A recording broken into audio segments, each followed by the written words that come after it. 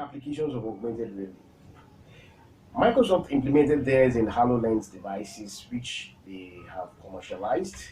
And the fact is that I encountered one of these videos online that showed how these kinds of devices are redefining operations.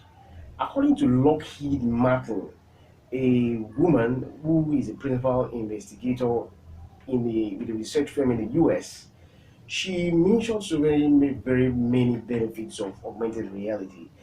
And one of those things she mentioned is that she said it helps astronauts to travel into space.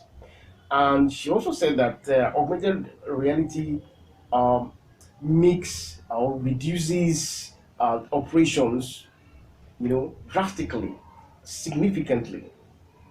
She also mentioned too that decisions are made more quickly, and understanding of the environment is also enhanced.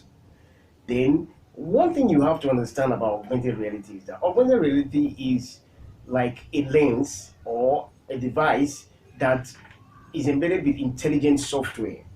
It has trained models that can that have been trained on several devices or several objects on Earth.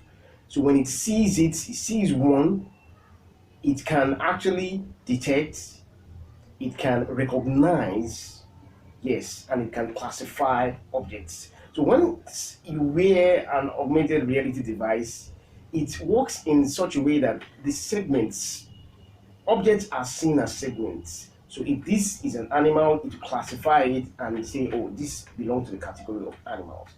If this is a house, it will say this is a house. And more intelligent algorithms being built in these augmented reality devices is making work even easier for industrialists and the researchers.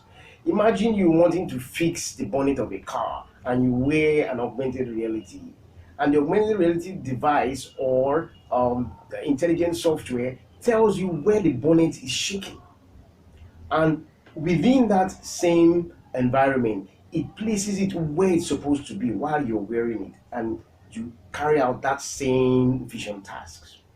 How intelligent and how glorious.